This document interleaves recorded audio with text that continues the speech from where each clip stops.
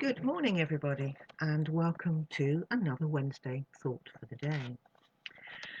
When you're taught to write an essay, we're told first, tell the reader what you're going to write it, then tell the reader what you have written. 3 times we repeat ourselves, and it's something we quite often find happens in the Bible stories. One from another, we're reading, so, I thought I read that yesterday, but we're repeating it. Now, both Richard and I have spoken about Peter, Jesus, and walking on water, with different emphasis on the passage. And on my bookshelf, I have a book written by John Ortberg. I can get it up there. Whoops, here we go. Titled, If You Want to Walk on Water, You've Got to Get Out of the Boat. And I thought I'd just like to share a few of John's thoughts. And this piece is taken from the passage with the subtitle of Boat Potatoes. If I had to name in a single word the price you pay for being a boat potato, I think the word written on the price tag would read growth. There are few things that attract us more than growth. We were made to grow, and we love to be around growth.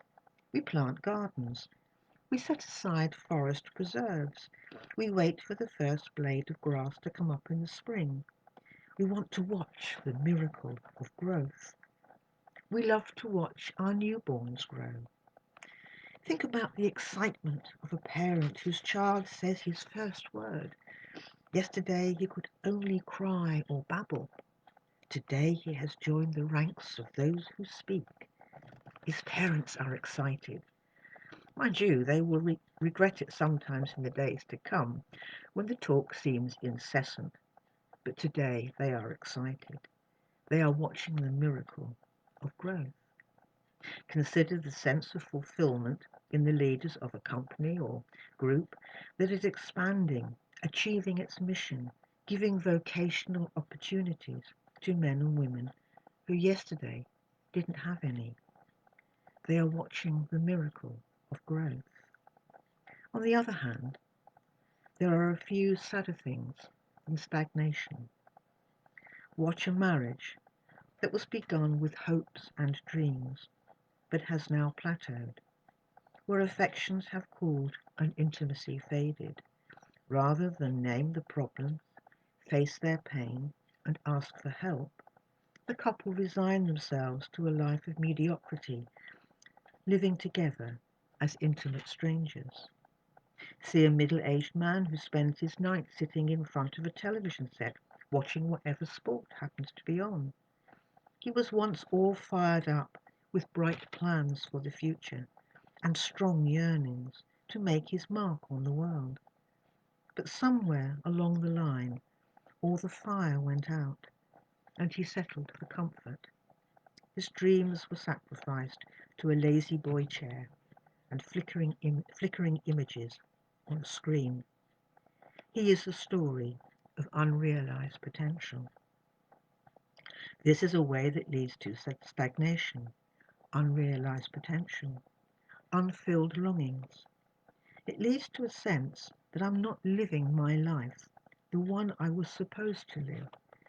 It leads to boredom, to what Greg Levoy calls the common cold of the soul, to sinful patterns of behavior that never get confronted and changed, abilities and gifts that never get cultivated and deployed, until weeks become months and months turn into years.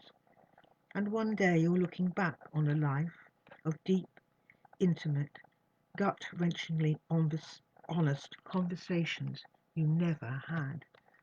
Great bold prayers you never prayed.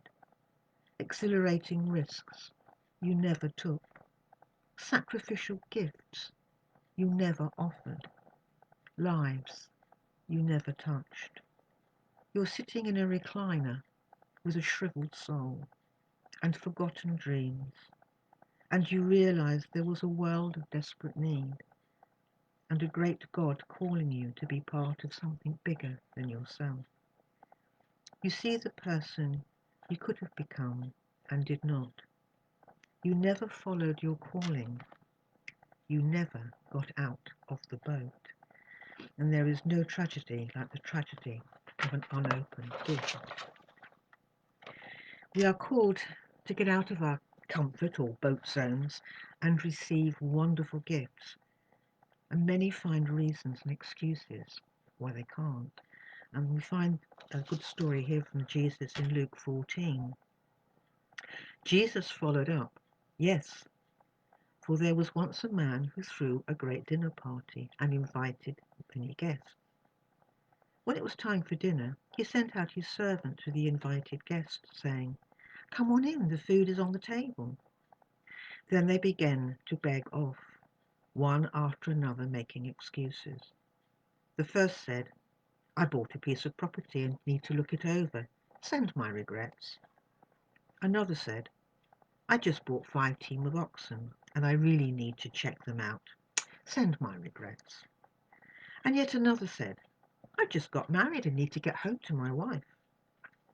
The servant went back and told the master what had happened. He said, outraged, and told the servant, 'Quickly, get out into the city streets and alleys. Collect all who look like they need a square meal, and all the misfits and the homeless and wretched you can lay your hands on, and bring them here.' The servant reported back, 'Master, I did what you commanded, and there's still room.' The master said, 'Then go out into the country roads. Whoever you find, drag them in. I want my house full.' Let me tell you, not one of those originally invited is going to get as much as a bite at my dinner party."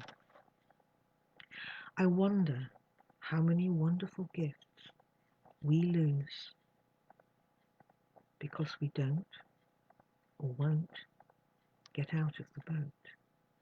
It's safe because Jesus' hands are always there to lift us up. Accept the invitation. Get out of the boat and walk into his arms. Be safe and know that you are loved. Amen.